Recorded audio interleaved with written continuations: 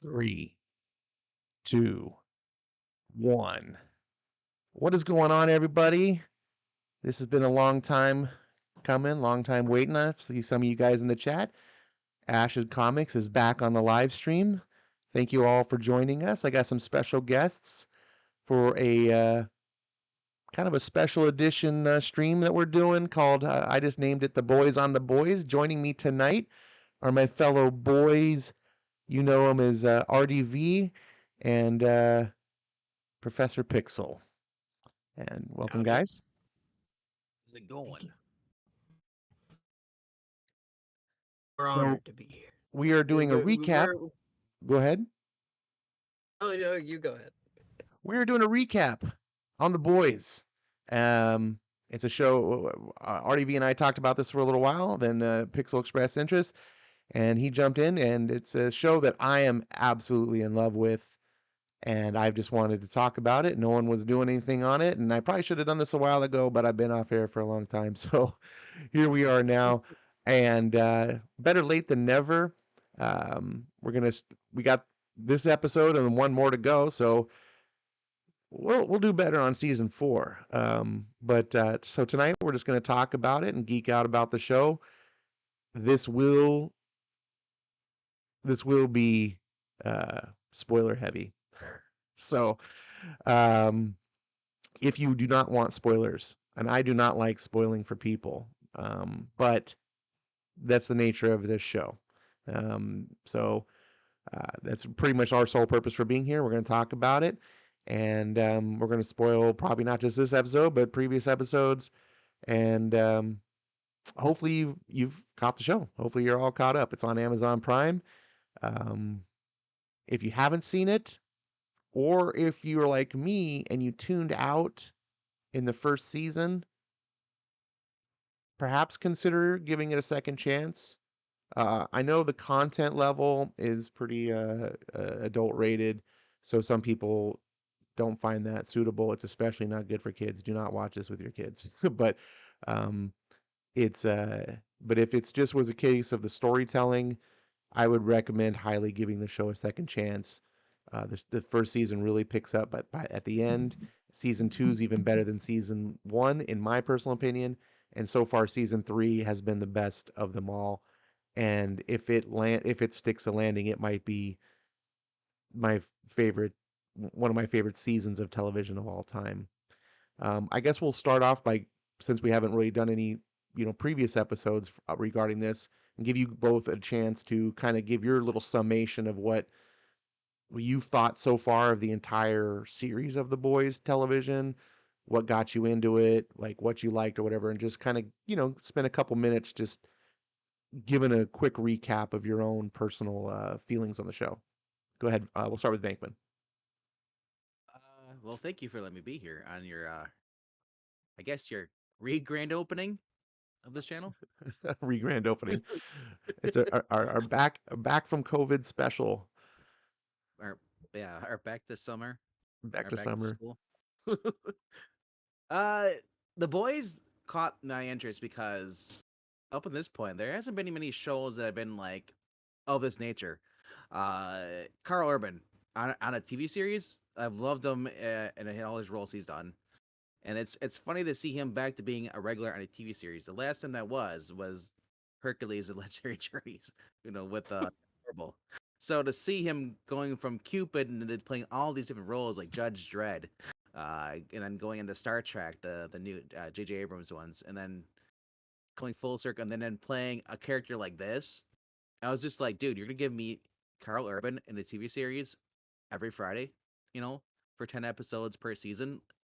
And I was just like, dude, what else I need? Because I've seen like Thomas J. the Punisher, and I kind of like that style, the movies like that, the little more mature, but not outrageous.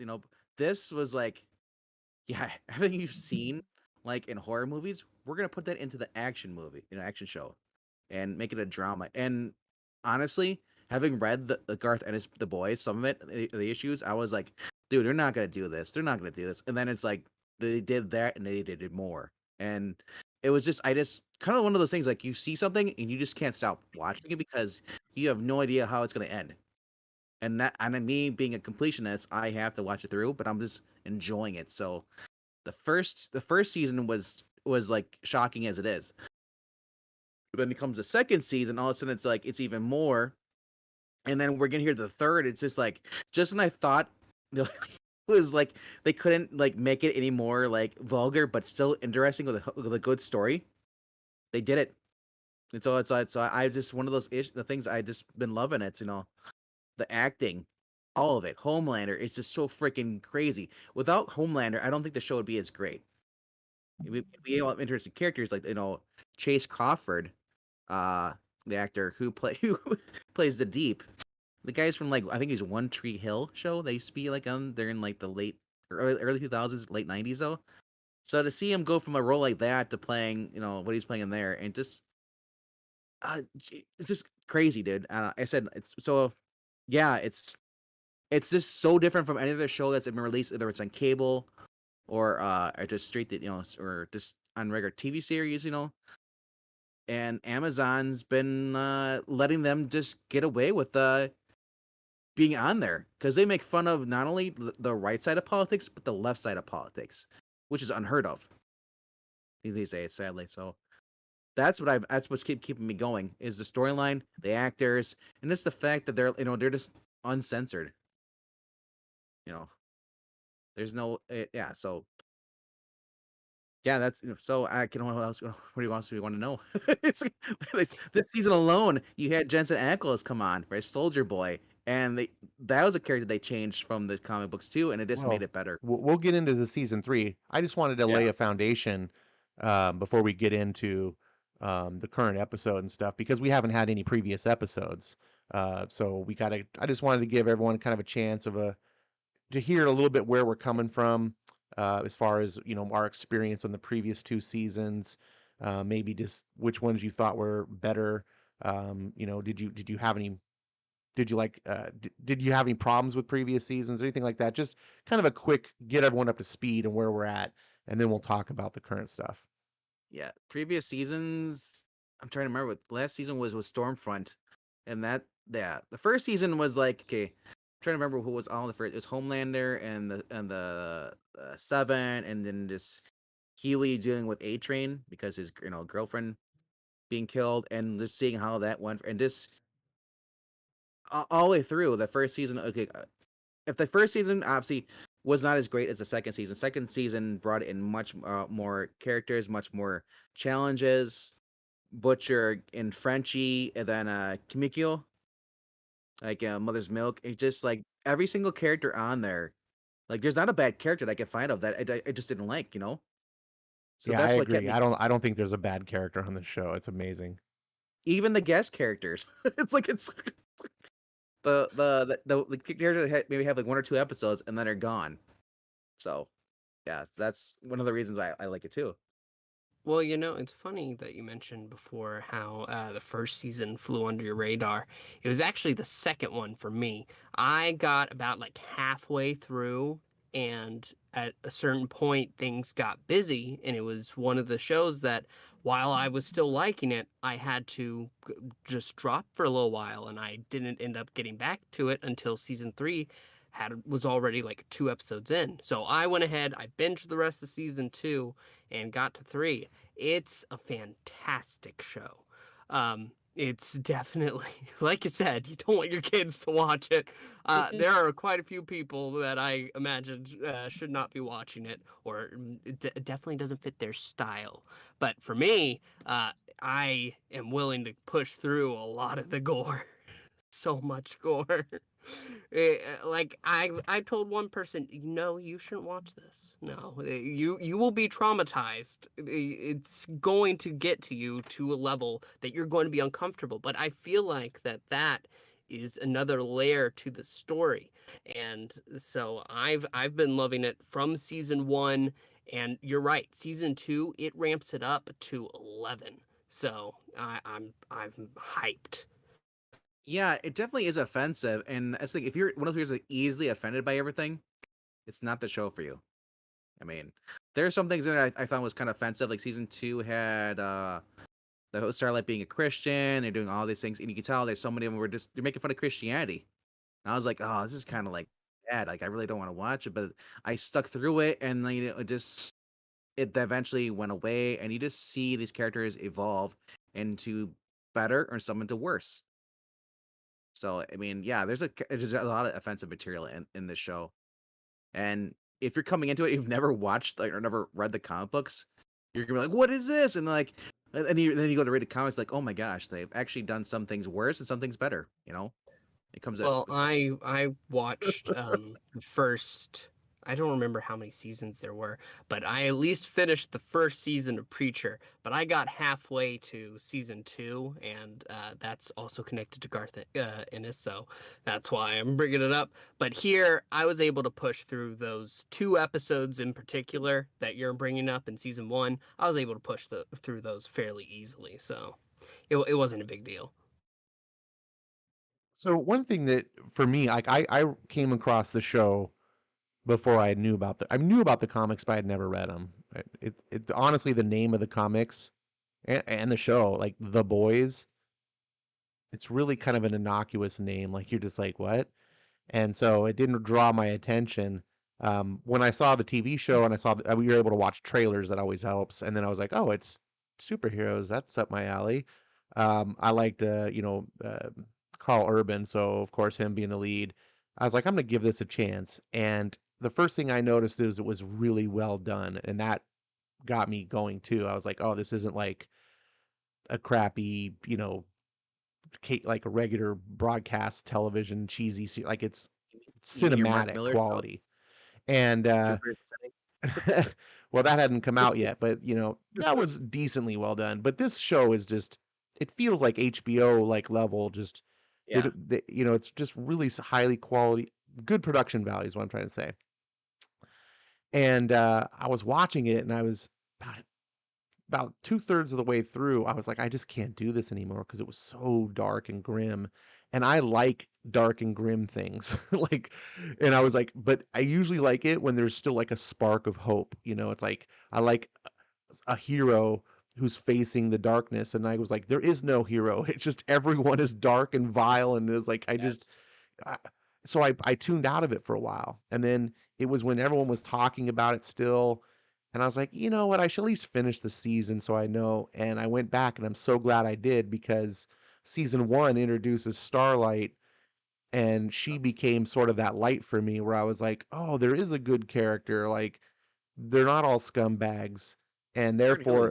therefore, if I have an oasis, I can stand the desert. And then so when season 2 came out, I was just didn't expect it to be what it was, and then holy cow, it one of the things that I really like about the show, and I would still be watching it regardless, but I like that the show sort of changed directions a little bit. And I'm going to ask both of you if you guys agree that this is the case, or if you see the same thing I'm seeing. The first season seemed to be a lot more about the sort of the debauchery and just the vileness. Like everyone who gets the Vought drug or whatever turns into super, it just becomes this vile thing and just utter decadence, and really just exploring like the dark sides of humanity. Whereas the second one made it more started the journey towards a more traditional good versus evil storyline with heroes versus villains. And you could see like, oh, like Homelander really started to take more of a role as being this sort of villain who's got to be stopped. And they introduce Stormfront and get that whole story.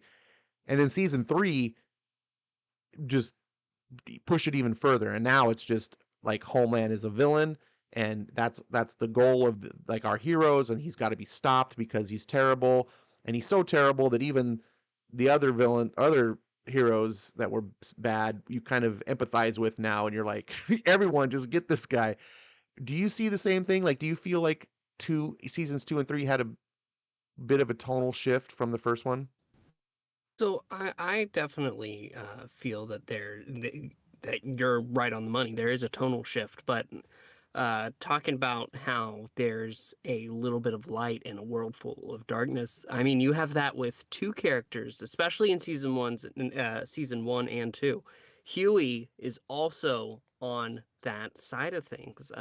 While he wants to get revenge his for his murdered girlfriend, he also has that tiny bit of good in him that even though it's really Butcher leading him through this dark world of soups, he still maintains his own humanity.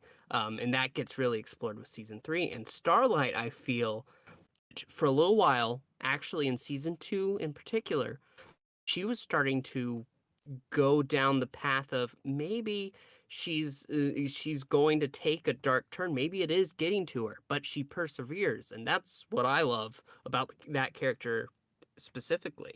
And with season 3, the tone is slightly going in more of the direction that it was heading towards for season 2, and here we are now.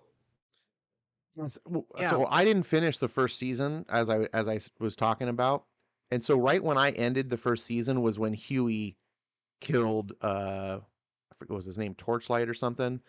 Um, You mean when he Translucent? Translucent, Yeah. thank you. When he killed that character, that was when I was like, oh, even Huey. Oh no, that was kind of like because I agree. To me, I was like, I could stand this, like, because Huey's obviously the innocent one, and then I was like, oh, his innocence is robbed, and he's going down this dark. And I'm like, now it's just so miserable, and that's why I said I'm glad I gave it a chance because then they introduced Starlight, and you are too correct that Huey kind of has a he kind of resists. He kind of comes out of it. And season 3 really starts to show that. And especially we'll get to it in this last episode 7 that I watched last night. I think really also showed Huey's core moral compass. Um, Go ahead and say what you were going to say, RDV. I was gonna say this story from the very first season. It just feels like Butcher and Huey are the main characters. Everyone else is kind of like a side character that's there, the supporting cast. Because when we, especially in season 2, when we learn about Butcher's younger brother, Mm-hmm. and we even learn more about that in just this last episode came out yesterday or today actually. Um, he looks at look because even in the first season, you see that Butcher is like this vile, this most he's careless, he's an asshole. And even Mother's Milk, and all these guys, Frenchie and stuff, they don't want nothing to do with him because he uses them. He just does what he wants to do, and they're just sick of it. Uh, and Butcher exploits, say because he got the whole team together because they wanted revenge, and he's and the whole thing is about him killing Homelander because happened to his wife, Butcher's wife. They don't learn about that, especially when we learn that. So then Huey's being his compass, like his moral guidance, because that's what his little brother was to him, and he feels guilty for what happened to his younger brother, and you see just the bond of those two, and that's why you see even in season 3 and even in season 2, Huey and Butcher, like when Butcher starts going a little darker, and Huey kind of like I can't put up with this, I'm leaving. But then they make up, and and just those two are like without those two in every episode, I don't think it would be just as entertaining because not because Butcher's violent or just using the C word every other 5 seconds. uh, I just like seeing that whole thing where that Butcher can go down. He said he becomes the villain in season 2. This first season, he was just going on killing supers. He said every super is dead, super. But then Huey gets another girlfriend through Starlight.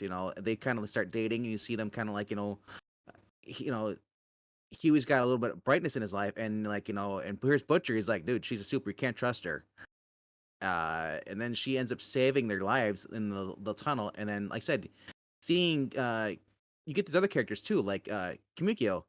She can't speak for whatever because her powers. She's not able to speak, but she uses like sign language that she had with her brother. And then you see Frenchie kind of like starts to fall for her, and so he learns how to communicate with her, and that's kind of romance is kind of building into this third season here. Uh, you got Mother's Milk, who is just there because because well, a soup killed his dad. His dad's obsessed with Soldier Boy and all that stuff. Uh, everyone Frenchie's messed up too. Frenchie was he was just doing pushing drugs and all that stuff.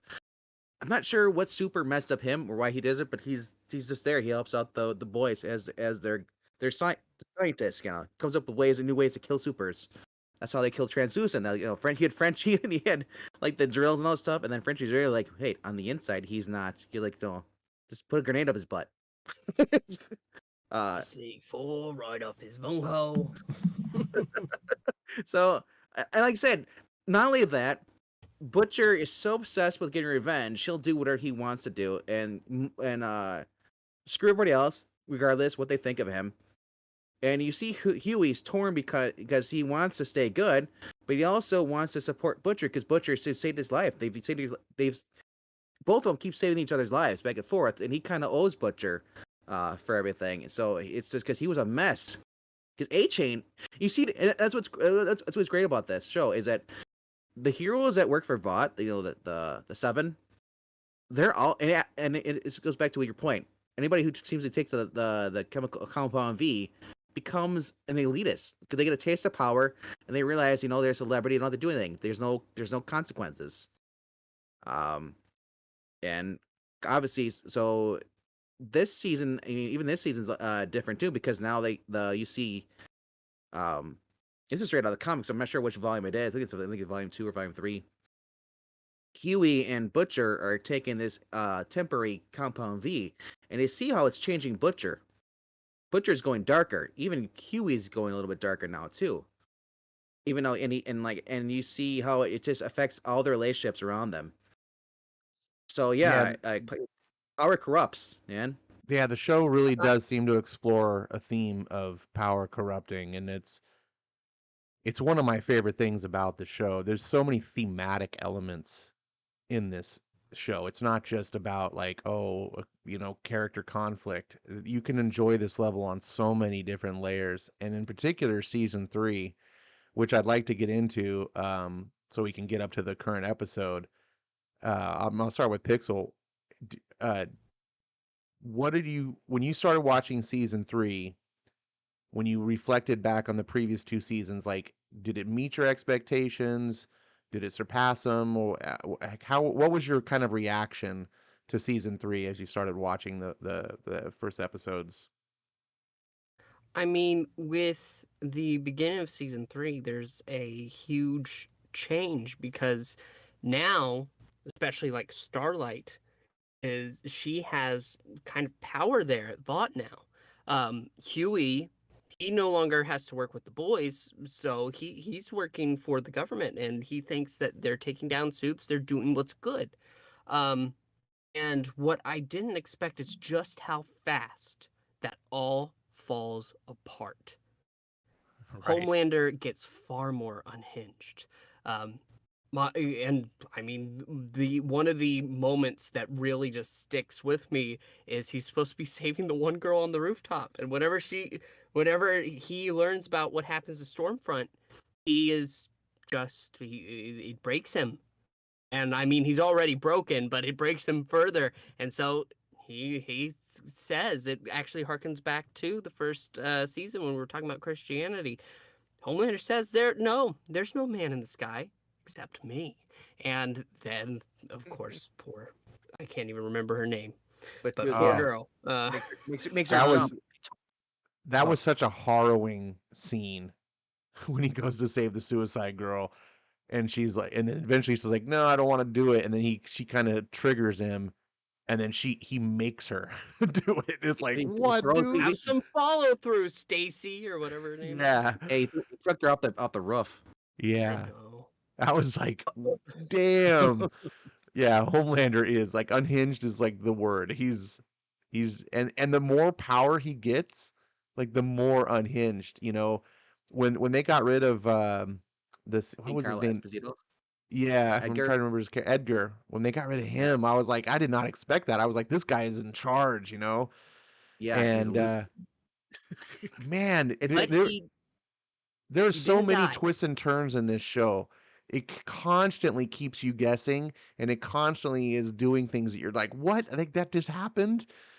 Every episode is shocking. When they got rid of him, and then he basically Homelander, it's like, "I'm in charge now," And Edgar kind of gets his little last words. He's like, yeah, you see how far you're gonna go when you're running things, and it's true. Like Homelander really doesn't know what he's doing. He might be the most powerful person on the planet, but that doesn't mean he can run an empire like Vought. It's complex. You need people to do Uh, things. Episode 6 is really great because this is callback to Sam Raimi Spider-Man with Green Goblin, Norman Osborn. Willem Dafoe is seen in the mirror at the end of this episode. Oh, that He's was like, another and he's, great scene. oh my gosh! I was like, yes, because he's already what better way to show someone being crazy than being, well, way Norman Osborn was in that Sam Raimi movie. He sees the mirror, and the mirror is like the strong cop. He's like, quit. He's like, quit being a little bitch. It's like, it's like I've always taken care of you, haven't I? He's like, yeah. So what do you want? Everybody to love you? Who screw their love? You don't need their love. I love you, and you should love yourself.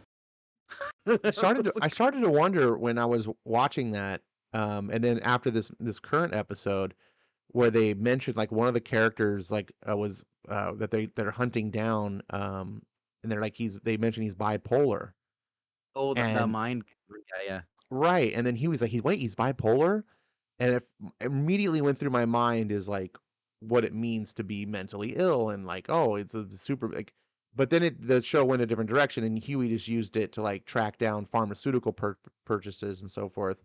Yeah. But I got to thinking, I was like, what if Vought, like the Roman. treatments, Yeah.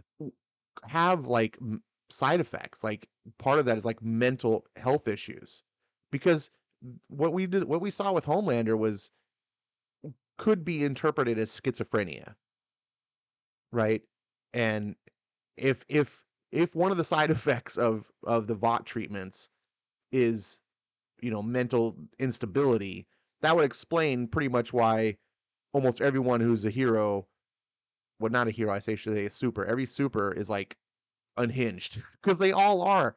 You think they would be like, there would be someone who would be good, and every one of them, even Starlight has her issues, right?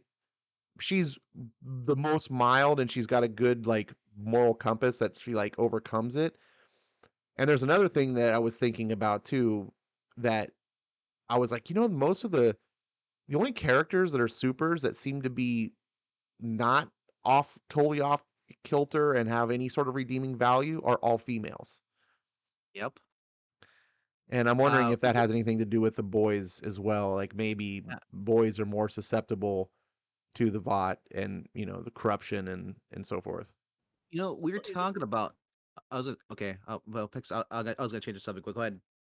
See what you're gonna say. I was going to Oh, somewhat too, oh, because it's funny that we were talking about the show, and the show is great, but you said something earlier about the Temp V. The Temp V isn't in the books. No, no. no, that All is. the heroes, all of the boys, they pump themselves full of regular V, It's and regular. Okay. yeah, they have basically normal powers. They all have a somewhat like they have strength and they have varying degrees of it. But it's not temporary. No, they make a full-on sacrifice in the books. And it's funny how we've gone this long without any of our main cast actually being able to handle themselves in a fight one-on-one with these guys. They have to use traps, they have to use tricks, they have to think outside the box. And now with Temp V being introduced, it totally shifts the focus, and it's a great way of showing how even Huey is susceptible to that. And while in the comics most of the boys characters do stay their normal selves, it definitely hits. So Yeah, I was gonna bring up what Ash and I were talking about the other night about the whole Soldier Boy, how he was the first superhero told, and remember Ash, we were talking about what if Soldier Boy Compound V was based from him using his DNA, his so that's why his powers can cancel out everyone else's. Yeah, that was a good thing that I hadn't considered. One thing I just wanted to say real quick, what Pigs was saying is, it's important to know, it's important to take note that the comic books like the TV show doesn't really follow the comic books. It uses like elements from the books that were kind of like big things, like Herogasm was from the books. It uses that thing for like scenes and so forth, but thematically the comic books I found to be quite different. In the comics, Sure, the I'd say. Butcher and Huey are, he kind of recruits Huey, and he's basically working like he's an official, like to keep the supers in check.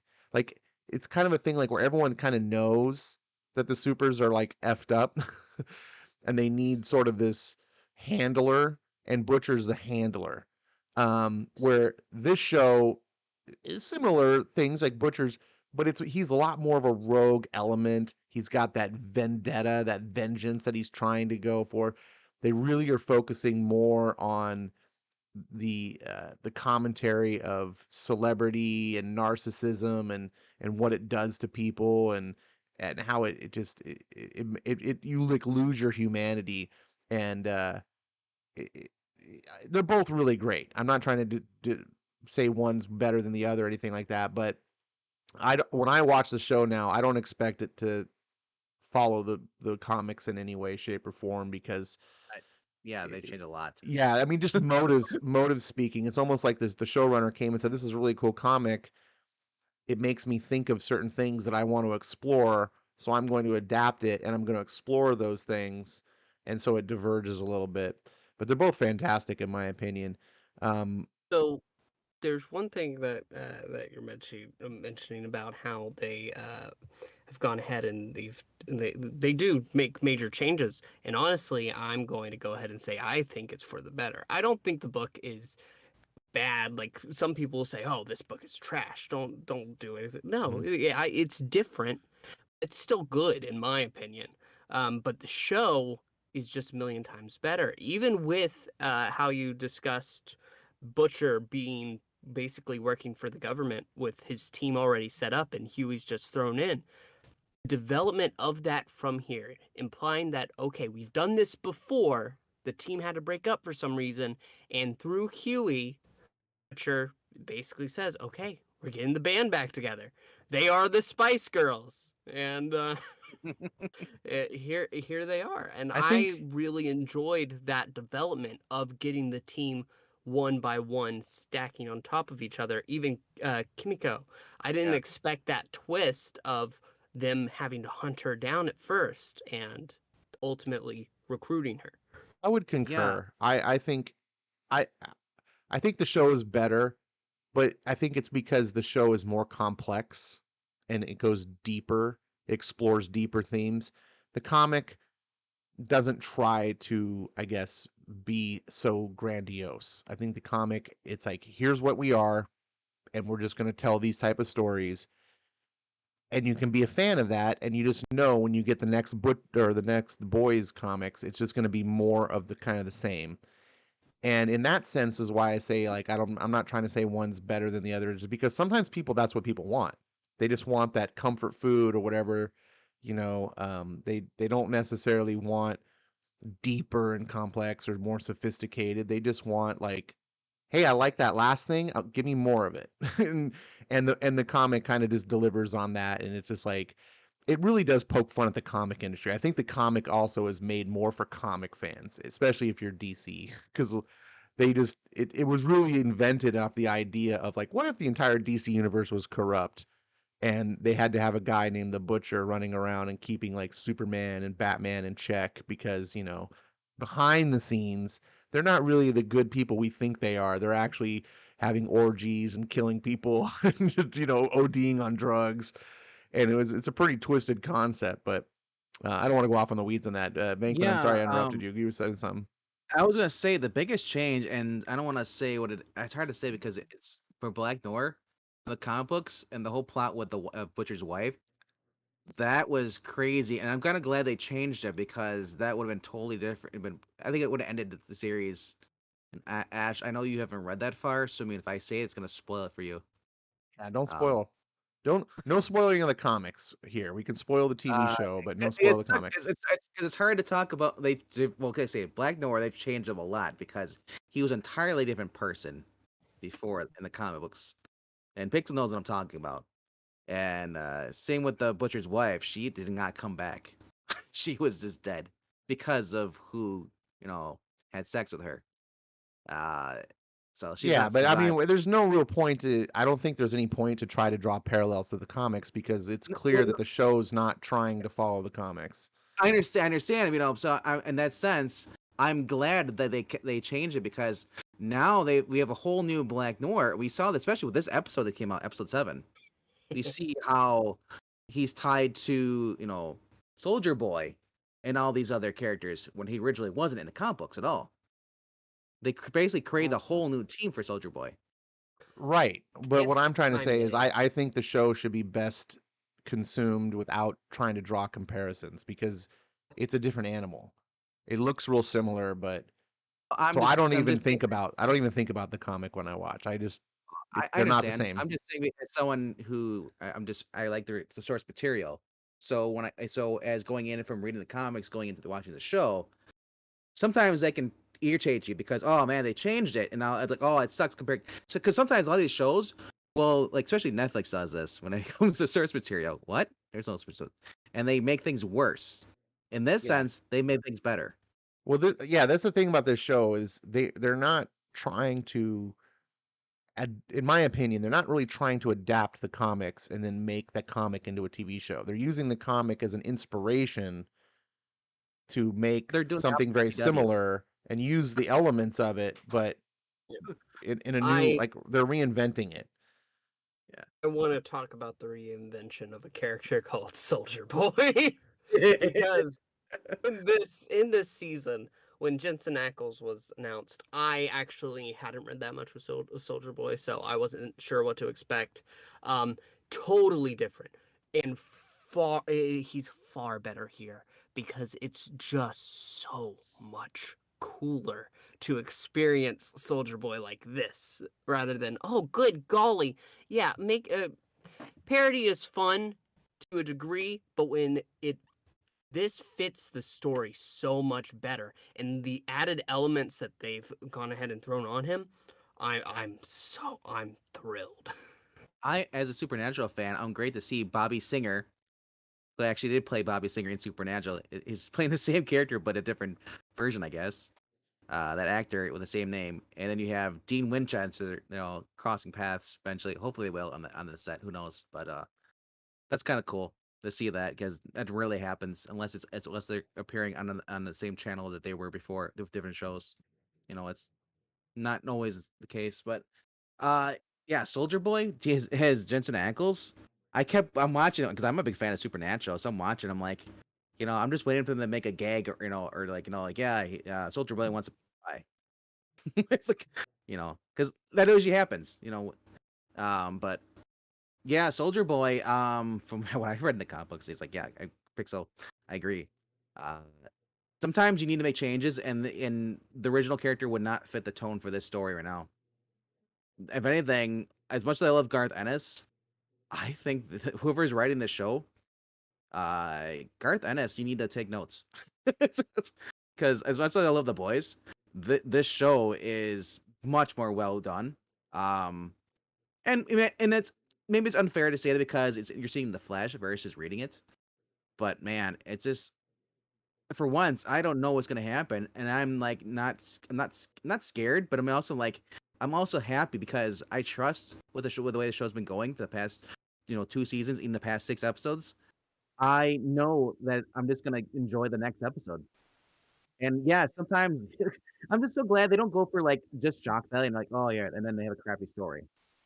Like this has been one train out this going on, you know, especially A Train, man. Every single character in here, like I hated A Train. I thought he was a joke. And his character girl, man, Lele, I'm just like, man, he's starting to like change. Maybe it's a little too late, but oh wow, it's just I love when you have characters that are fleshed out. They're not just just like okay, they're a background character and that's it. Black Noir giving him a background, having him go into little like a Chuck E. Cheese restaurant in episode 7. I was like, and then seeing him, and you realize, wow, he's not all there either. So how many people are crazy that's that's on Compound V or has come from abusive backgrounds? you know, like everyone almost it seems that way. Even Starlight, her mom, it was like pressured her and all this stuff. It's just crazy. It said it comes back to combo V. Does combo V make people that are already broken worse, or are these people broken because of the compound V? I don't think it's fair to criticize Garth Ennis. I mean, first of all, the show wouldn't exist without Garth Ennis's I writing. understand that, but I'm saying the show, the writing on the show, the way it goes is much more smoothly than the comic book was. Right, but the show gets to spend a whole year with a team of writers that get to have source material to mine from. Garth Ennis has to pull it all out of his head and write a monthly comic. I don't, and then fit it in 20 pages. I just, they're different animals. I wouldn't, I just don't think it's fair to cross that. But I do agree. Like, I think the show does definitely go deeper, and it builds on that. So, um, let's get into like this particular episode, number 7. What stood out to you? What was like some moments? Like for me, you know, well, I guess I'll ask this. Did either of you guys think that A Train was really dead? I You did. know, I actually thought he was done. I thought he was finished. I did too. yeah. At first I did, and then I thought about it. It's like, wait, it's like you think about it, it's a superhero trope. Not everybody dies. But when Ashley, who is running the soups, is there Yes. and he wakes up and she's like, "Oh, good. Well, it's so horrible that Soldier Boy killed Blue Hawk right in front of you, but he lives on with his heart in you." You. And you could just see on his face, A-Train is horrified at that prospect. Right. Um, It's like he wished he was dead. Like that was my thinking too. I was like, oh, he's alive, but it's not a good thing.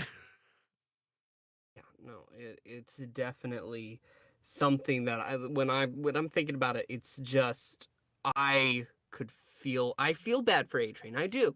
And I think he's really come around a lot. He's Yeah. still, of course, an asshole, but they're all assholes. And that's only because I'm not allowed to use the other word. My Australian friend said so. Um, but with A Train, he his brother, he's in the hospital, never going to walk again. He now has to live on with the heart of Blue Hawk, and he has to be the A Train that Vought wants. Whereas before, he would have been fine with that. He would have cared about that. At this point, he's pretty broken. Yeah, he's in a bad And situation. yeah, Like, because it's a the previous episode, we got to see him give that apology to Huey, and it was a huge character moment. And I really love this, how this show has so much depth in these characters. I mean, what we've seen, A Train started off as just a force of nature. He was a catalyst to get Huey, into the show. Essentially, like the show opens up, A Train kills his girlfriend, in a really kind of shocking way. um, and that was just one of the most memorable moments of the show. It's a great way to open up and set you to go like, what am I watching? And the whole time, we've seen him, he's murdered people, he's done all these things, and we've seen like he's been a cold dick. And I never would have seen that scene when Huey meets him at the hero gasm, and he's like, "Oh, you want that apology, don't you?" And Huey's like, "Yeah." And even Huey didn't expect to get it. And he does, because now he's starting to get in touch with his humanity. And perhaps it's because he's not using his powers. Perhaps it's because of the problems he's gone through that's enabled him and his brother. But because he's not able to fully repent, I guess, if you will, from his ways, he gets his brother paralyzed, and now the guy who did it, his heart is in him, after he murdered him. And it's like, and now Vought is kind of like holding him, and he betrayed Starlight and got Supersonic killed, we think. And yeah. it's like all of these things, he's got all this guilt in him. And it's like, how does he break away? And I'm, as a viewer, I'm like, I'm not sure where A Train's going.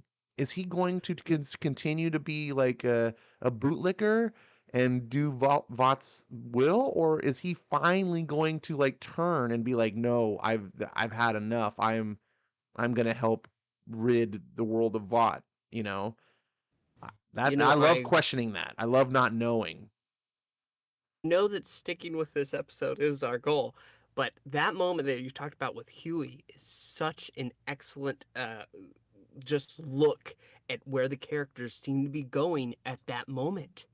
Huey, after getting a genuine apology from A Train, like there's a moment where A Train looks like he's going to write it off, but no, A Train realizes he understands when somebody that close, it's hurt, and all of that pain comes through. What does Huey do after hearing that? Punches him straight in the face because he feels like he can. And that's what the power is doing to Huey. It's corrupting him as well. And that's why at the end of that episode, Starlight's pretty much done with him. But when it comes back to 7, I think this is where Huey gets a moment to shine with humanity because he wants to help Mind Freak, Mind Flayer, whatever his name is. Uh,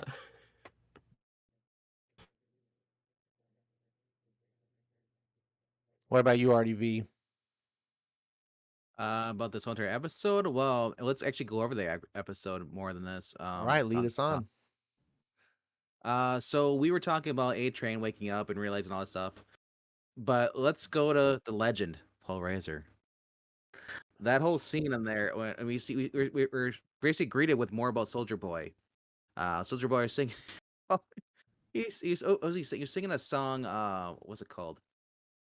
Elvis Presley like musical featuring Superboy. He was singing rendition of Jimmy Soul's "If You Want to Be Happy, Don't Marry Your Beautiful Woman" or something like that.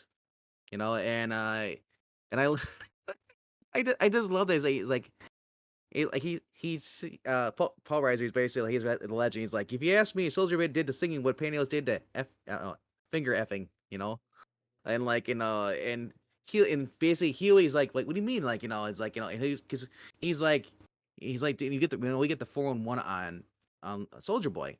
He didn't storm D-Day. He's not all this. It's all lies that Vought created about him. He went into D-Day 20 days after they won the beach, went in there. Then he went in there and said he said he's a fraud. He's a fake. And I love they're in there and he's learning all this stuff. Like later on, Butcher comes in like, hey, where's Sleeping Beauty? He's like, we find out that that he's in the what's his name? Soldier Boy is in the bedroom with two mature older ladies, basically the cleaning crew, and I love how Paul Reiser goes in there. He's like, dude, literally, I cannot fire these ladies now because of this incident. He's like, get off. He's like, is like, get off the bed. There's been two Jackies on my bed. Jackie Kennedy and Jacqueline Bissett. Do not get your lube over my bed. I just love like the celebrity kind of like side to this thing.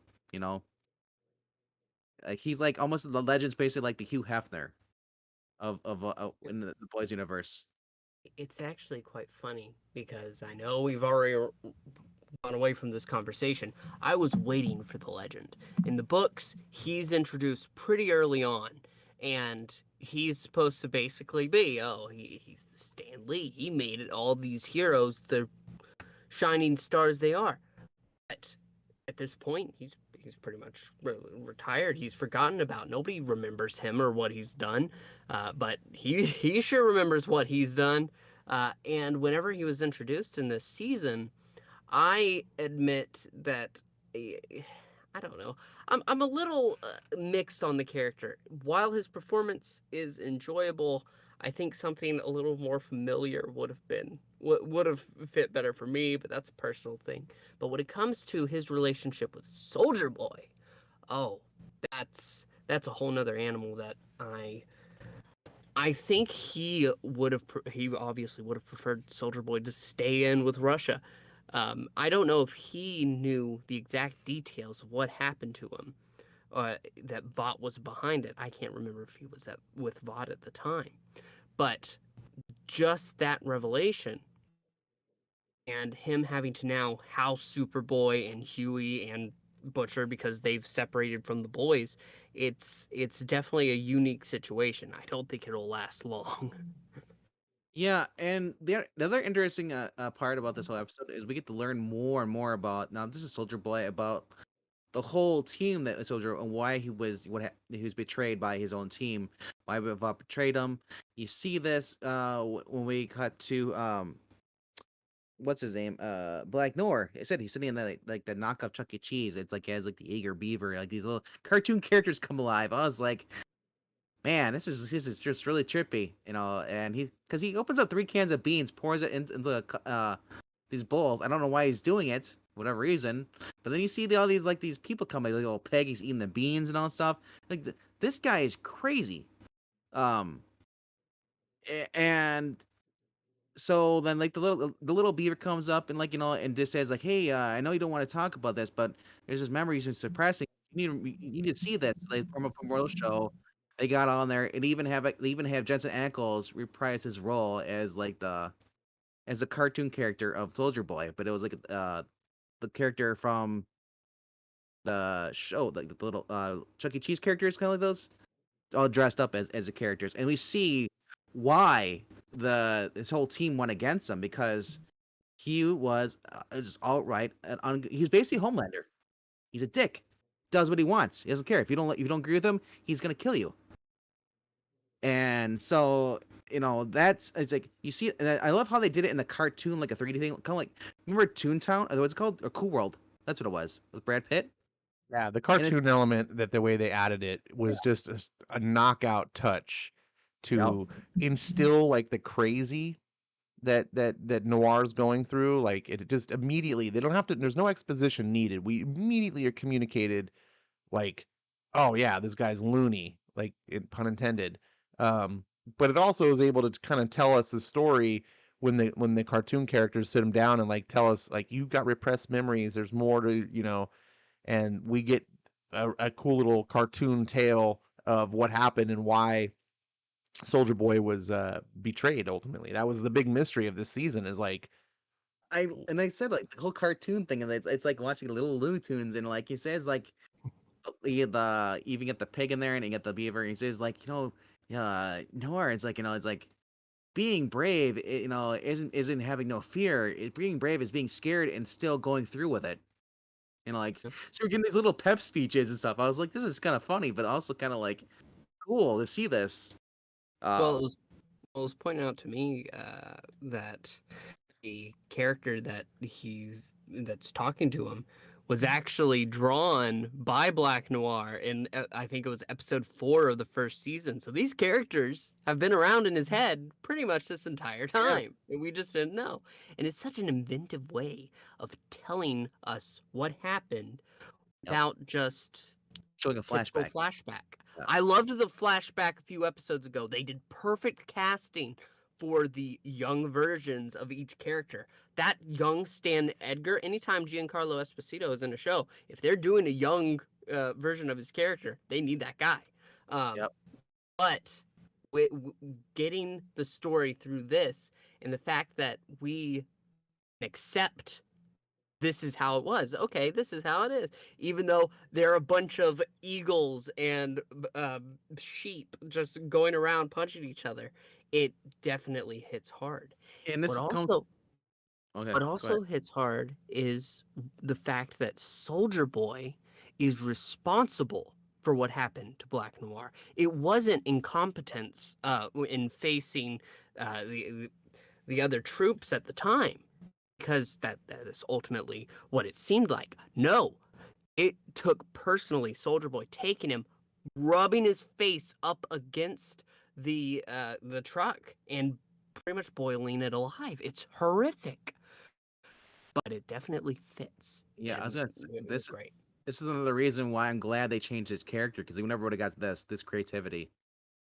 You know, and yeah, the whole cartoon thing. Yeah, it is. It's unique. It's different, and it shows you how like this guy, Black Noir, he's like doesn't speak. Especially when we learned the original flashback when they show like why he can't speak and all that stuff. Why he's mute, because his throat's ripped out pretty much from the attack. And so to see that he's not only that, like, he's can't really tell us a flashback, but this, in his own creative way, he is with these characters. And because going all the way through this whole entire episode, that was probably my favorite part of the whole entire episode. I mean, there's other things that are in there, but that was probably my most favorite one. And like I said, Paul Reiser's character is funny for the one-liners and all stuff, but he's their information broker. So when it comes to like old stuff, that's the guy they go to. You know, But the other cool thing you said, like in here, I was gonna say, is probably getting seeing Maeve. We learned out finally what's happened to her. Yeah, You so know, Maeve has been kept in a holding facility somewhere, I probably think deep in he was- Vought, it looks like and what Butcher was, or not Butcher, but Homelander was in growing up. Remember? The little maybe it's just an or all stuff. white room, and it's this was a really cool scene too, where Maeve kind of confronts him. He kind of comes to intimidate her, and she realizes, oh, what's that? Are you bruised? and Yeah, and that then was she sees the fear crazy. on his face because he recalls he got in a fight with Soldier Boy, and Maeve notices it, and right now she's too valuable to kill. I don't know if she knows it or not, or if she's just resigned herself to her fate, and she just stands up to him, and that was really cool to see. I think we're gonna see more of Maeve later, but yeah, that was like, What go ahead. I was just gonna say, what Homelander said is like why he's keeping her alive, because he doesn't need her, but he's gonna create a kid with her, even after she's dead. And this, Yes, like, you see the fear in her eyes, the grotesque. She's like, oh my, and, like, it just shows you how evil this guy is. You know, and like I said, these little scenes like this can help you remind you, like, Homelander, this guy, he seems crazy. He's not that crazy. He's somewhat still sane, even though he's just on the edge of just going full blown, just nuts. So There's another element that over the week, because last episode was really Soldier Boy's big break. Um, over the week, I would see online people saying how, oh, there's no doubt Soldier Boy is absolutely evil. And there were other people saying, why do I not feel he's not as bad as Homelander? In this episode, they go ahead and make no doubt with how he abused his team, how he was and how he acts, and his mission with no compassion. It makes it absolutely clear. Oh, by the way, this guy is absolutely evil too. Do not have any sympathy. he's Because messed up, but with he's not Crimson Council, he's not Homelander level in my opinion. He's definitely messed up. I think one of the differences between Soldier Boy and Homelander is the evil you see from Soldier Boy is the evil of like not caring at all, right? It's like the same evil we see in like the Terminators. They're evil just because they're machines and they're cold and they'll kill without a second thought. But he doesn't have the maliciousness that like Homelander I has. I disagree to a point because in the animated sequence, first part of it, we see as he's just beating up on his team. He doesn't care how they feel. And Noir's late. Okay. Oh, well, you wanted that role in that movie. You're not going to get that. You can't get near me. Yeah, Who do you okay. think you are? Absolutely. Fair He's point. Yeah, predictable. he's yeah, he's the I'm not star. trying to say he's a good guy. It's a fair argument. Yeah. He's not a good He's personally vindictive, whereas he is Homelander a is just super jerk for sure. he Yeah. just keeps it personal, whereas Homelander takes it out on the world because if when Yeah. he can. So, and the other thing we get to see here is we get the little scene here with Kimiko and Annie, and Kimiko says like, yeah, Annie, can you like get me a compound V? Basically, she wants to be a super again. And Annie says like, what do you mean? Like, she realized that she can't protect those she love without her powers. At first, she hated her powers. She blamed her powers, but it wasn't the powers. It's as she said, it's the person. It's how you use your powers, which makes you good or bad. She uses them for good to defend her family. She doesn't go out and just kill people like Homelander does. You I know? really liked this scene because she communicates through text messages, Yes. I was trying to capture one on the screen here, but it's tough. There we go. Remember it pops And up on your screen too, like Miss Marvel. she communicates through the text messages. So it's a really cool way for the directors to have like a dialogue and not have to wait like we would in real time if someone was typing it out. You Yep. know, it just pops up on the screen, Yep. and it's just a really efficient way. Very And good she's there. communicating with she wants her powers back, and at the very end we don't see she like had a pre-written long message because Yeah. eventually Starlight's like, no, I'm not going to do this. I'm sorry, I understand, but I can't be a part of this. And she gives her this like, read this essentially, and Starlight reads it and then agrees to help her, and you're like, what did she say? And you don't know until later in the episode, when she's talking to Frenchie and she's telling Yep. Frenchie like, I'm gonna get my powers back, and and then Frenchie's like, what? No, we can go. And then she has the explanation, and she lets him read the same thing, and he reads it out loud for the audience. And it was just again another really excellent way to tell that. We had already built up your anticipation. We wanted to know what it was, and now Frenchie reads it out loud, so we get to know. And it was touching, and she basically explains like, before it was forced on me. I didn't have a choice. Like I was put into this world like this against my will. But now it's my choice. I could take the powers. I can use them for the way that I want. And that makes all the difference. And I was just like, the show does it in a better way, but I would really appreciated that. I was like, oh, again, it's those thematic things, right? It's kind of like, I don't think this is an allegory or some sort of metaphor for rape, but it's a similar type of thing with rape, right? Like consensual relations between men and women, like it's a normal thing, but if you force the other person, even if it's the same act, it changes everything. Um and so I thought that was it was a really cool thing. It really touched Yeah. me. Yeah. I'm gonna get to Zach. I'll get you to question in a second. Uh, Kimiko said to Frenchie's like, come dance with me. She obviously likes him more than a friend. Uh, and so they're dancing. She's like, back when I had my powers, I could barely feel you. You feel like you had little bendy straws. I could barely feel you because that's how strong she was. It's like you holding up a leaf. You know. But now she doesn't her powers. She can feel his arms. And stuff. She feels safe and all that stuff. But she realizes that she wants to protect him. She almost died. They both almost died because she didn't have her powers.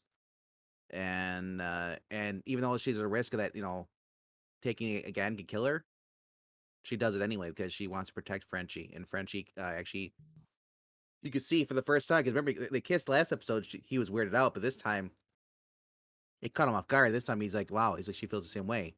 They haven't really said that they like each other out loud, but you can tell by the way they act, that they deeply do care about one another.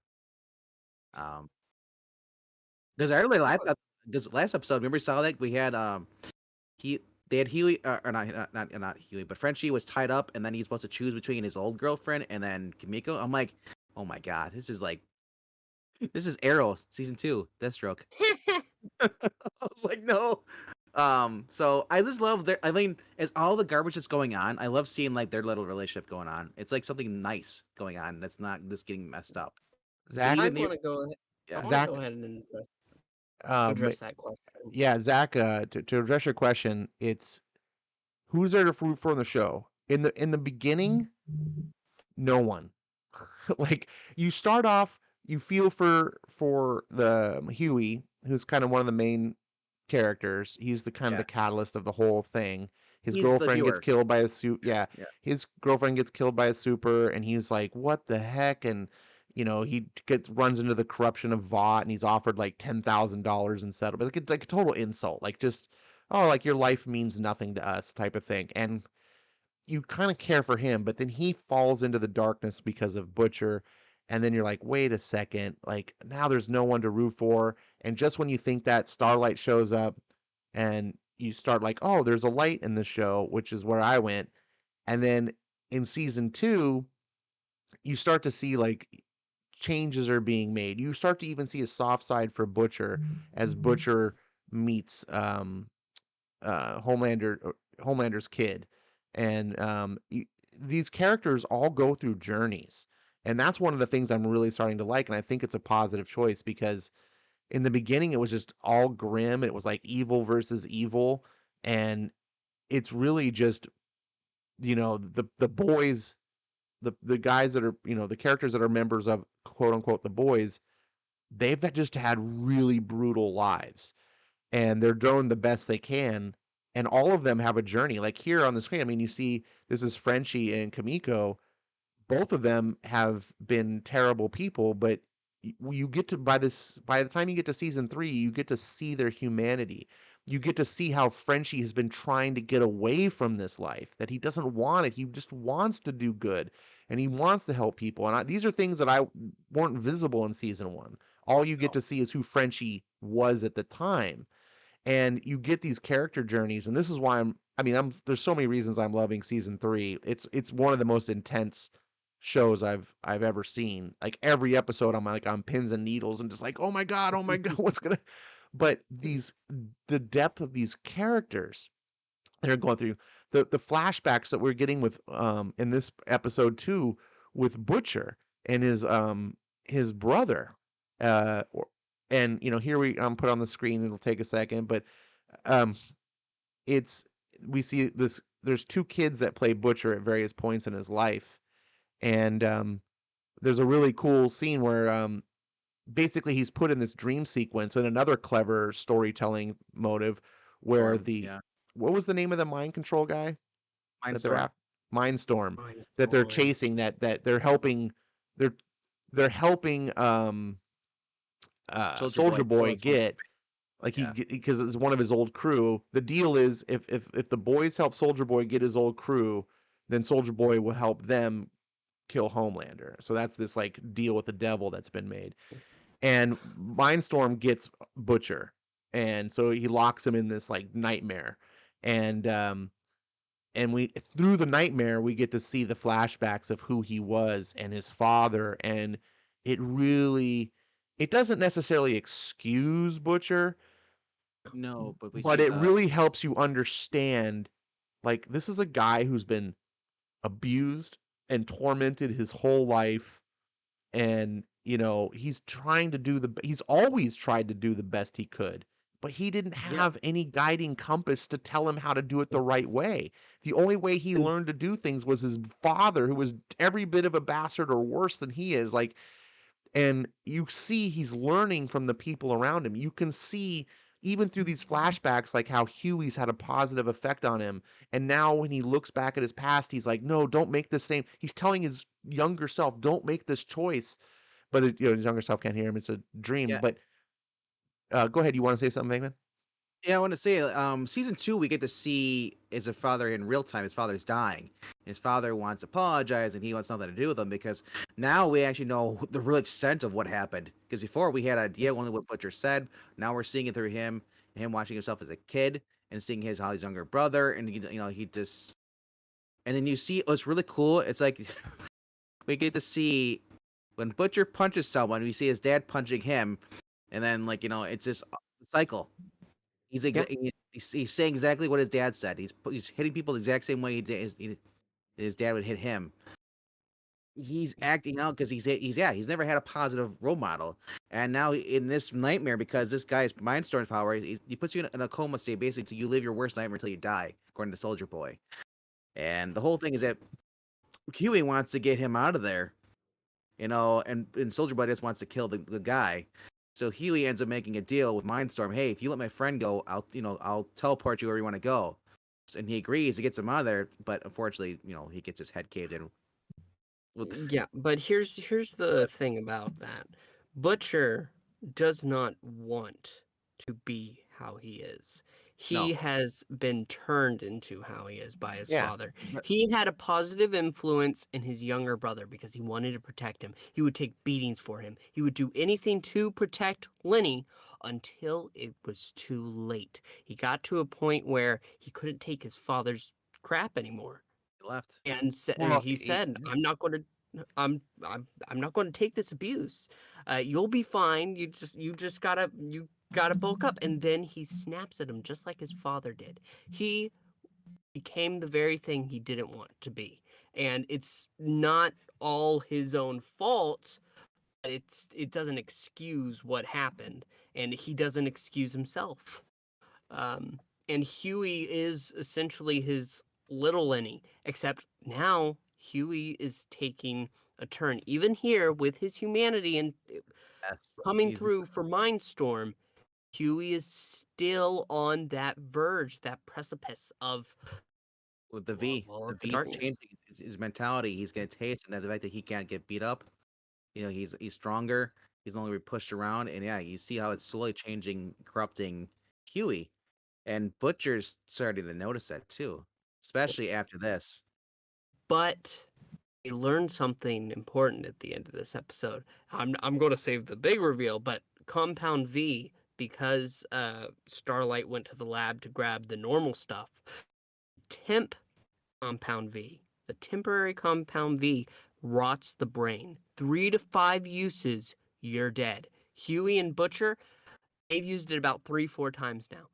And at the end, Starlight tells Butcher, you need to tell Huey this. You got to stop. And it looks like Butcher's actually going to for a moment. Then the baser instincts take over. Who He's gonna he drop it. is takes over, and he says, you know what? The Temp V, need to get some more. And they're going to finish the thing. And Yeah, season 2 there's really, end of season 2, what happens to Butcher's wife, really put someone over the edge. And then with the whole group falling apart, he's still wanting revenge, even though he's like taking care, or he was taking care over the son. He realized that he can't have a normal life. He's not. None of them are allowed a normal life. He gets ahead in his mindset. You know what? The best thing they do is rid the world of Homelander, no matter what. Their souls. He even told. Well, that's what kind of broke up the group. He told Mother Milk. He said, "Hey, I'm here. I'm the person because I don't want any other guys to be like me. That's the way I am. You may not like it, but I'm doing this for all of us." That's the lie he tells himself. Because at this point, he's got nothing to live for. He doesn't care about the kid. The kid is Homelander's kid who raped his wife. Oh, he You know, cares and about the that kid. he does not care about the kid. not You not Yeah. know, the not thing, not enough. He He wishes. only knows how to protect the Yeah. way that he knows how. Like that's the thing about this show that I'm loving and the depth of these characters is how do you become a good person if the only thing you've ever known is like what Butcher's known? It's easy for people that were brought up by like a loving family and nurtured and see like and instilled a moral compass to look at other people and say, oh yeah, you should think like I do. But if you were brought up in darkness, you don't know how to fix. No one knows how to fix themselves. There's no one to help Butcher out of this hole, and that's what I think we're starting to see. Like with Huey, is it's not making a huge dent, but it's making a small dent, and you're seeing that change. And we're getting to understand what motivates Butcher. And even though he's like a really big jerk, and even though he's willing to like cross the line to do things, his motivations are from a place of wanting to help people. He's just no, messed up. Can I bring I'm up one also thing? going to say, that really at the beginning of this season, Butcher was actually on a path of healing. He was on a path. He was in contact with what's his name, the kid's name. Dylan? Uh, I can't remember the name. I can't. yeah, Homelander's Not, kid. He sees his wife. He promised his wife he'd take care of her, and so agreeing to that, he Yeah. stuck through. He was checking in. He was there with a guiding hand from time to time, and what really breaks him is Huey, because Huey ultimately tells Butcher that his boss, who he's been working with to actually try to put a Ah, handle on the soups, uh, is actually a soup herself. she's the She's head the one popper. that's been, yeah, the head popper. She's been blowing people's brains this entire time, and she is just as bad as the rest, except she acts like she's good. So from left to right, there's darkness all around. And Huey says, it's not going to work. We have to do things your way. And so Butcher, who has been on a path of holding back, keeping himself in check, suddenly breaks in a moment when he's allowed to. He is given he's given an inch, so he takes a mile. And now Huey's still holding on to that leash, and this is where it's leading. Yeah, so there's another story which we kind of glossed over before. It's with the mother milk, and he sees an Instagram post of his daughter with Todd, the stepfather, at a Homelander rally. True, Todd. I know Todd is such a he is stiff upper lip. I don't know. He's like I guess he's a tool. That was a very interesting scene though, because it was very I found that scene to be very analogous to what's happening today with the whole like fake news, Yes, going right? rallies I and stuff. mean, it's clear that the writers on The Boys are putting a lot of like Trumpisms on top of Homelander, the way at least not Trump, at least the way he's portrayed. They're putting like the media portrayals of Trump onto Homelander, and Yeah, it works to an extent.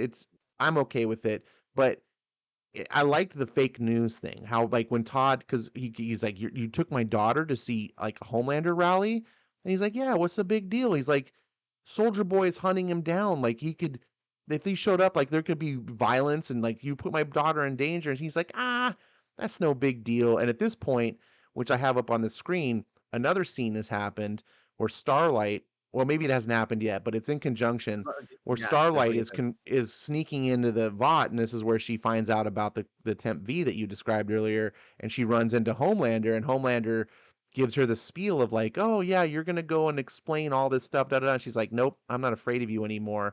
And he basically threatens her, and then she pulls out her phone and is like, "Thanks for telling me that to my 190 million viewers." Um, It's great. and she Yeah, just like walks away, and I thought that was a really cool scene. And by the way, that's another answer to Zach.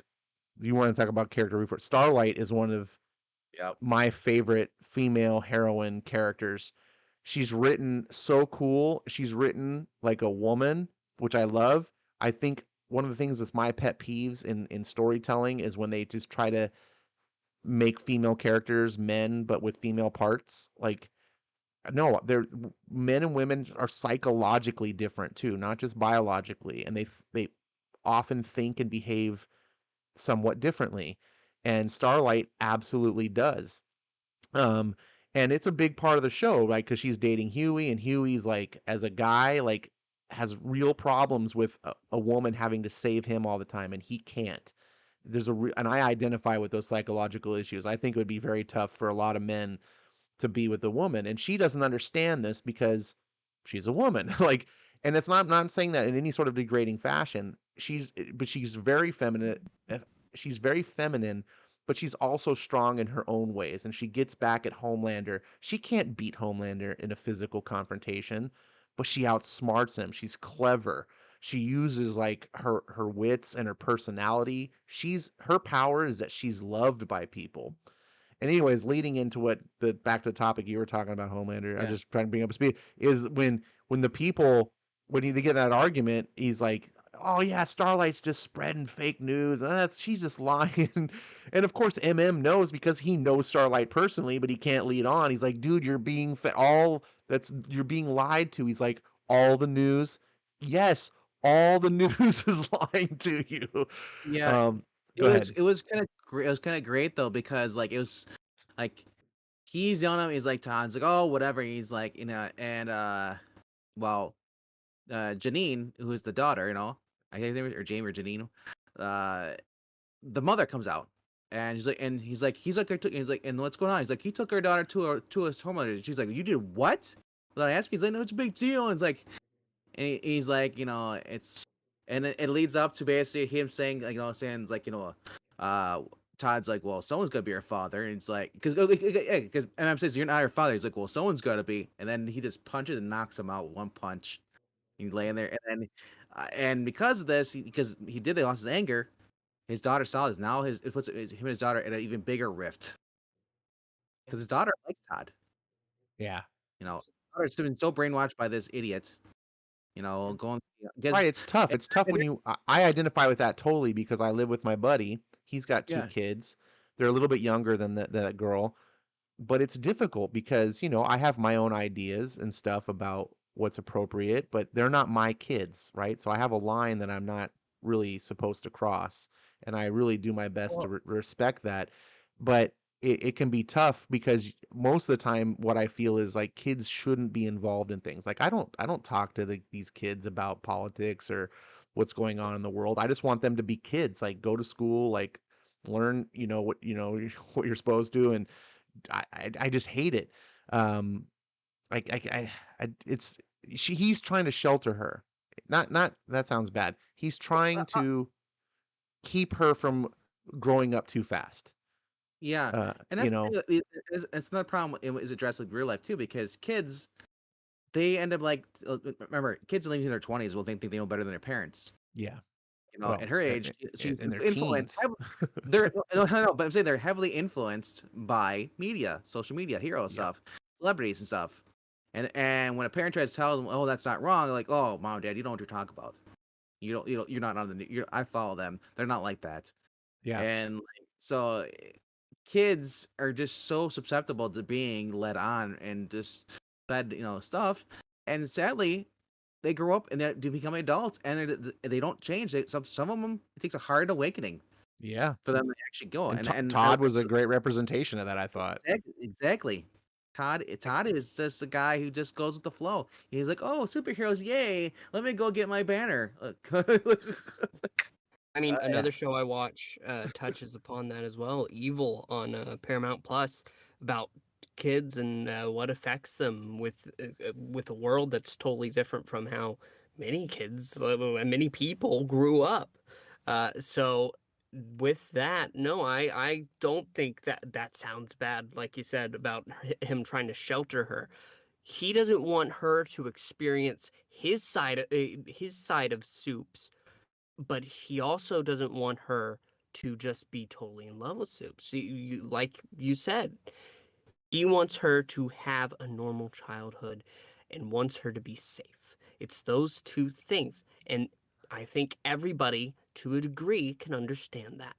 Um, but, actually talking about parents does lead us to one of the final big shockers Yeah. of the We're episode. we're we're at the 90-minute mark, so let's pull this through in the final, every episode of The Boys, Can especially I in real season quickly talk 3. about? Can I real Can we, quickly say about the Deep with his wife? Oh, That's God. they wanted to, yeah, he wanted the Deep wanted to bring somebody into the relationship. It was Abrosia or Abresia, the octopus, and his wife like said screw this, and she left him, and basically put her foot down. She's like, I'm the one who's basically responsible for everything. So yeah, he's upset, but he got on Hattie though, so yay for him. yeah, So the Deep has been a funny character. Like he's just a messed up loser. And Yeah. the Deep is supposed to be like Aquaman, right? All the seven mirror the actual seven of the Justice League or the original Justice League, right? It's like, so the Deep is like Aquaman, and just like historically, it's kind of a nod to comic fans. Like Aquaman's always been the one that fans make fun of, like, oh, you talk to fish, blah blah. So in this show, true satirical fashion, the Deep is actually that loser that people made, pretended Aquaman's way cooler than you would think, but Yeah. yeah, yeah, you know what I'm saying? yeah, I also realized that Kimiko didn't use the whole entire vial of Permav, so someone else could use it. Whatever's left. What? Yeah, depending on how much you need for an injection. However, So it's what? been pointed out that if they say basically if parents, or not parents, if adults use it and they don't already have V in their system, that it's going to have a negative effect on their body. It could kill them, I'm So pretty sure. who's gonna use the rest of the Permav? Is it gonna be Huey stuck with powers? I'm not I sure. I'm not don't sure if that know. was his directorial oversight, Yeah. or what. I mean, I, Well, they that could used be. half the vial. It's intentional How do you know it's intentional? because they used half the vial. Whenever they were pulling it out of the syringe, they stopped pretty much halfway. They set it down and they went So you ahead, and don't. that's So when you she's looking know at it's it. not a directorial oversight. Fairly certain. You know that there's Okay. not like a multi-injection routine, and that was only the first injection that we saw. Well, we I'm did. fairly certain. Okay, We were okay, I'm showed. fairly certain. Okay, My we were point is, showed I don't want to read too much in that. Is all I'm trying to say. You well, guys could absolutely be right, and there could be a story where there's last more. episode. The head popper injected her daughter with serum. Hmm. Now we don't know if that was the first serum she had to when she's a kid, or or if that was the first one she had to go. But it has to go right to your spine. That's the thing I don't like. Ugh. So Yeah, and with that, it was just the one shot too. So I'm pretty sure it's one shot. But I think her looking at the vial of V, because that's what she was staring at after Frenchie basically let go of her hand. I think that was definitely intentional. Oh, maybe we'll see how that turns out. I don't actually know. I mean, I don't know for sure either. I was just reading of the possibility that it's just one of those things like we didn't, directorial oversights happen all the time.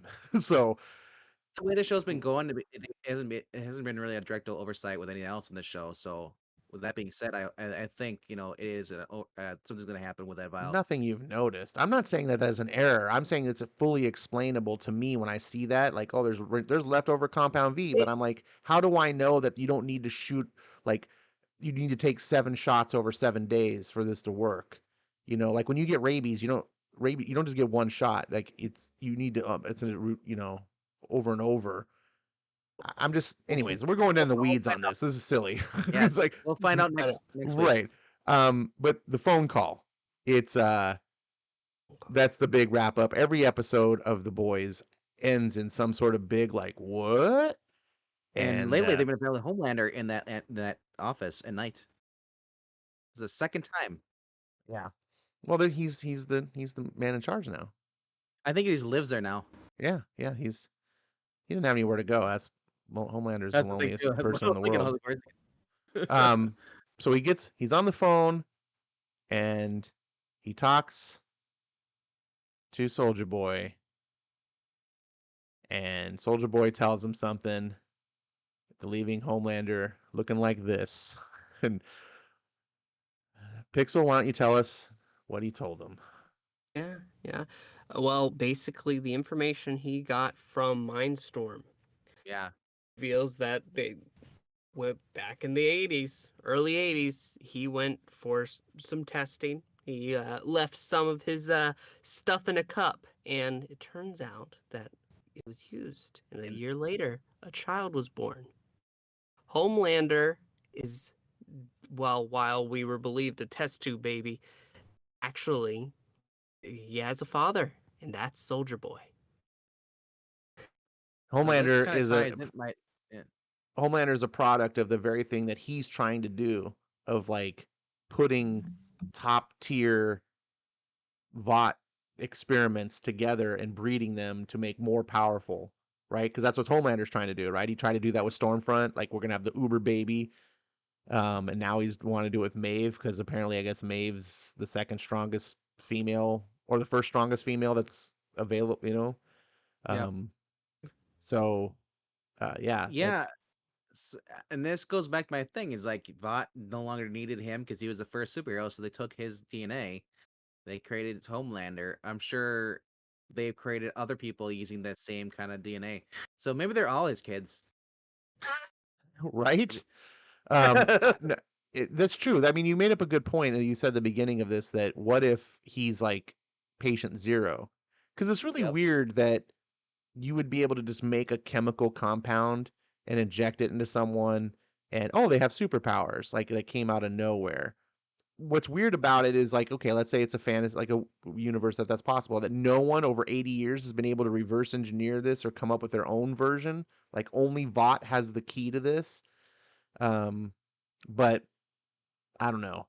I did find it interesting though that Soldier Boy, what he says about it, he's like, the ironic thing is, if they had just told me, I would have stepped aside, like, because that's how he tells it to Homelander. He's like, what dad wouldn't, want his son, and it's just like, oh Yeah. damn. So all this was My, meaningless. They could have just like said, hey, he's your son. He's like, cool, I'm gonna retire. yeah. Yeah, and the thing is, I guess now my comes a question: Soldier Boy hasn't really. Was he cryogenically frozen or like that, or is he just because he hasn't aged? Well, the Even back then he wasn't aged. soups age slower. They've revealed that. Yeah, Soldier so Boy is one of Homelander, the yeah. So maybe yeah, he was partially frozen. I don't know. But what I find interesting though, besides that reveal, is the ramifications of what that reveal means. Because Yeah, now it's Soldier Boy and Homelander are together. So the boys are the boys are screwed. screwed. Like the only thing that was keeping the boys alive is his Homelander's fear of Soldier Boy. Now if Soldier Boy doesn't even just says I'm not going to interfere, do whatever you want. uh, Man, Sunday, the L piece of paper is given him by the head popper, 715 County Highway 2, Eldrick, Minnesota. You know, because she made a deal with him, like, I'll help you if you help me. It's like, and so I'm not sure what that significance is. That is that supposed to be like where he was being held captive? I don't know. This next episode is going to be crazy. It's the final episode of the season, so there's going to be a ton of shit that's got to happen. Tahilum in the chat asks, "What are the top 3 episodes of each season?" Can't remember And any. I would What? need the time to think about Yeah, that, but I can say for sure that the last 3 episodes of this season are my favorite. yep. 5, 6, and 7.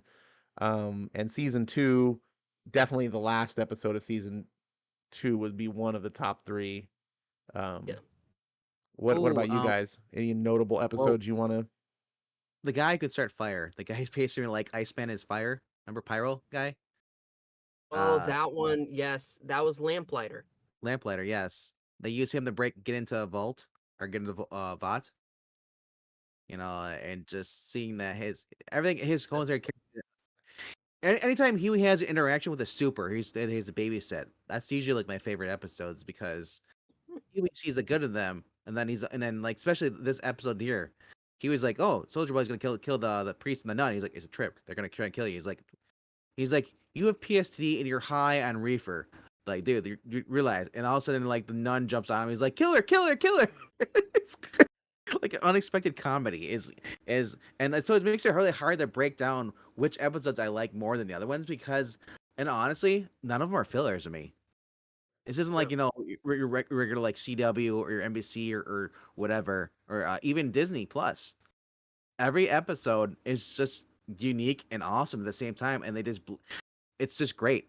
No, it matters in the overall story. Each one is purposely crafted to yes, tell each chapter, and it has such a way of ending each time that's impactful. It'll leave you just kind of shocked, and it's perfect in that way. Um, I definitely agree that those 2 episodes, the last 2 episodes, have been fantastic. Um, I think that maybe for season 3, maybe the one um, where Homelander does snap. He has that moment where he basically throws a girl off a roof. That one, the death of Stormfront, that one hits. Like, you as know, the kids say, this show slaps. definitely not slumping leather, but no, like you get where Homelander finally like snaps, and I think it was the end of season 2 where I think he's just jerking off the side the cargo I thing. can do whatever I Whatever I want. want. Even before that, like this episode brought back him. He has a fetish for drinking milk. So I'm like, oh no, because after the rally he goes like there's a cow over there. He's like, cow go. And he's like, no, no. I'm like, oh yes, okay. I thought he was gonna use his mouth, but instead he just milks Well, the that's the teats thing. of the thing. Homelander is like a baby, right? He's Yeah, kind of like a baby trapped in a man's body, and that's how he was always soothed before, yeah. right? Like that one lady that was like one of the directors or whatever. Oh well. Elizabeth Shue. Yeah, Yeah, and she would basically give him her breast breast milk. milk, like, and soothe Those him and little just treat him girls. like and that's worked. It soothed him. And when she died, that's where he's been just getting more and more unhinged and losing it. Oh, Um, yeah. Like there's been so many great moments when he go, yeah, when he goes to shoot the death of the shoe, Butcher's there and he's got a strap C4 to her and all that stuff and he's like, kill her. He's like, kill her, I don't care. And like he just and then and then it ends. I guess season 2 ends. Well, no, season 1 ends where they're on the lawn there and he's like they're fighting and all of a sudden his wife steps out and like there's so many different like scenes that just even though the episode is good, but like those special reveals like that, it just like, oh my gosh, it just blows away everything else that happened in the episode. Yeah. Are the All right, truth. Every ladies and gentlemen, I have to cut this short. We're over the 90-minute mark. I was trying to keep this short. Oh yeah. But I'm happy that everyone here that came and showed up. If you haven't watched The Boys and we spoiled it for you, that was a bummer. But there's still a lot of stuff in there that we didn't spoil from the previous. But this is a show I'm telling you, you don't want it spoiled. I hope that you come, you watch it. If it's not for you, I can understand that too. I'm not going to try to push anyone that finds the content objectionable. I can completely understand that. But if you're okay with it, there is some gratuity that bothers me. It's the gratuity that bothers me. I'm okay if you need to show some ultra violence because it's important for the story, so be it. When you're just doing it to be like, hey, check it out, shock value. I'm like, do we really need it? But it's a show that you should be watching. I cannot wait for season 8. I was on pins and needles all week waiting for season 7. I watched it last night at midnight.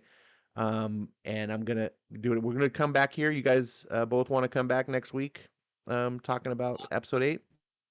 I'll be working, unfortunately, but you two Yeah, live I through can- me. All right, we'll carry the torch for you. Thank you. And it'll be a little bit tighter show because we won't have to do the foundations of the previous 2 seasons and a half. And we'll just be talking mostly about that. Also, real quick as an announcement, RDV, are you still up? Are we still doing the Monday thing? Are you still? Sure. We're still deciding. Well, what time? So It would be probably around same time that same we time, did 11 this. o'clock. Yeah, 11 Central. Yeah. All right. So come We'll back be on that come back Monday night for a late night comic stream where we're going to be talking just about comics and pop culture stuff. And Vankman and I are going to also be going through the boys comics. We both were talking about that, and I'm going to start over from issue 1 because it's been so long. And what do we want to do? Like 6 issues at a time? Sound? Actually, no, wait. Monday is 4th of July. Oh, that's bad. Yeah, so sorry. Well, I Excuse me. mean, are you doing something at 11 o'clock on 4th of July? Well, I'll be heading home for my friends, so it's gonna take me like an hour and a half because I'll be hanging out with them for mainly 4th of July. I'll be out of town, All right. Well, so we'll talk more about this. We'll see you guys next maybe Friday. not this Monday, but the following Monday. Definitely, I can definitely join. Yeah, so we'll have more time to plan. We'll Yeah. think about what's going on. We'll see you guys We'll next iron all the Friday. kinks. And thank you guys all for being here. Until next time, have a great night, and I'll give you guys a final word. Boy. Have bloody diabolical, eh?